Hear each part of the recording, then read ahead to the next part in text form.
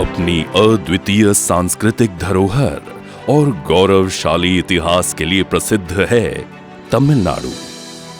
महाबलीपुरम की प्राचीन शिल्पकला से लेकर तंजावुर के भव्य मंदिरों तक ये राज्य अपने ऐतिहासिक विरासत को संजो कर रखे हुए है। यहाँ की वास्तुकला, संगीत, नृत्य और कला सदियों से विश्व भर में सराही जाती रही है। सिर्फ इतिहास ही नहीं, तमिलनाडु का वर्तमान और भविष्य भी सुनहरा दिखाई पड़ता है। आज तमिलनाडु आधुनिकता की दिशा में तेजी से अग्रसर है, जहां सड़क विकास और बुनियादी ढांचे के निर्माण हर दिन नए मानक स्थापित कर रहे हैं। यहाँ का रोड इंफ्रास्ट्रक्चर अब तेज रफ्तार से दूसरे राज्यों, औद्योगिक केंद्रों, बंदरगाहों और व्यापारिक मार्गों से जुड़ रहा है। साल 2014 में प्रधानमंत्री नरेंद्र मोदी का नेतृत्व आने के बाद तमिलनाडु के विकास को एक नई गति मिली है।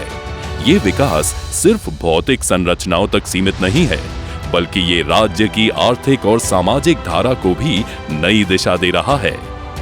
विकास के इस दौर में केंद्रीय परिवहन और राजमार्ग मंत्री श्री नितिन गडकरी जी ने एक नई परिभाषा गढ़ी है। इन कोशिशों को आधुनिक युग का भागीरथी प्रयास कहना गलत नहीं होगा। मौजूदा वक्त में तमिलनाडु के रोड मैप को देखें तो राज्य में कुल नेशनल हाईवे की लंबाई 6,806 किलोमीटर है, जिसमें से 5,092 किलोमीटर NHAI के अंतर्गत आती है। अब तक 3,290 किलोमीटर की सड़कें पूरी हो चुकी हैं, जिनकी कुल लागत 38,000 करोड़ रुपए है। वर्तमान में 943 किलोमीटर की सड़कों पर काम चल रहा है, जिसकी लागत 41,000 करोड़ रुपए है। इसके अलावा 88 किलोमीटर की सड़कों को आवंटित कर दिया गया है, लेकिन अभी तिथि लंबित है। इन पर 3,627 करोड़ रुपए की लागत आएगी। वर्तमान वित्तीय वर्ष के दौरान 255 किलोमीटर की परियोजनाओं को प्रस्तावित किया गया है, जिनकी अनुमानित लागत 10,000 करोड़ रुपए है। इसके अतिरिक्त 2,170 किलोमीटर की सड़कों को DPR के तहत रखा गया है, जिन पर 85,000 करोड़ रुपए की लागत आएगी। राज्य में चेन्नई क्षेत्र में 25 परियोजनाएं चल रही हैं, जिनकी कुल लंबाई 671 किलोमीटर है, जबकि मदुराई क्षेत्र में 10 परियोजनाएं हैं, जिनकी कुल लंबाई 360 किलोमीटर है। तमिलनाडु के विकास से जुड़ी एक और अहम परियोजना है 4 lane greenfield Bangalore Chennai expressway का निर्माण। 4 सेक्शन में ये काम हो रहा है, जिसकी कुल लागत करीब 6,132 करोड़ रुपए है। राज्य में चल रही कुछ अहम परियोजनाओं की बात करें तो प्रमुख बंदरगाहों और औद्योगिक हब को जोड़ने वाली इन परियोजनाओं से माल और लोगों से जुड़े परिवहन में सुधार होगा, समय और ईंधन की बचत होगी, दुर्घटनाएं कम होंगी और क्षेत्रीय व्यापार को तेज रफ्तार से बढ़ावा मिलेगा। इस तरह की एक परियोजना है कर्नाटक के नेरालुरु से तमिलनाडु के थोरापल्ली अगरहरम तक की 24 किलोमीटर की 4 लेनिंग परियोजना। 1,758 करोड़ रुपए की लागत से बन रही इस परियोजना का उद्देश्य NH-44 पर यातायात में कमी लाना और औद्योगिक हब होसूर के विकास को बढ़ावा देना है। इसके साथ ही ये अत्तीबेले और धर्मपुरी के बीच की यात्रा दूरी को 20 किलोमीटर तक कम कर देगी, जिससे समय और ईंधन की बचत होगी। साथ ही तमिलनाडु सरकार ने इस कॉरिडोर के पास होसूर अंतर्राष्ट्रीय हवाई अड्डा बनाने की योजना भी बनाई है। ये परियोजना करीब 50% तक पूरी हो चुकी है। राज्य में चल रही है एक और महत्वपूर्ण परियोजना राष्ट्रीय राजमार्ग संख्या 45A। ये 179 किलोमीटर लंबी परियोजना पूर्वी तटीय सड़क का हिस्सा है, जो चेन्नई से नागपट्टिनम और आगे रामेश्वरम, तूतीकोरिन और कन्याकुमारी तक जाती है। इस परियोजना के पूरा होने पर NH-45 पर यातायात में कमी आएगी और तटीय जिलों के लिए चेन्नई तक पहुंचने में समय और लागत की बचत होगी। इसके अलावा ये प्रमुख बंदरगाहों और छोटे बंदरगाहों को जोड़ने के साथ क्षेत्रीय व्यापार को प्रोत्साहित करेगी।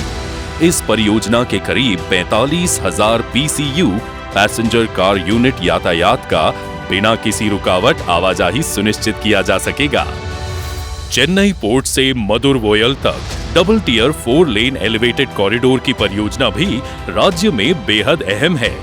21 किलोमीटर लंबी इस परियोजना की लागत 5,510 करोड़ रुपए है और इसका उद्देश्य चेन्नई पोर्ट को शहर के भीतर यातायात जाम से बचाते हुए तेजी से जोड़ना है।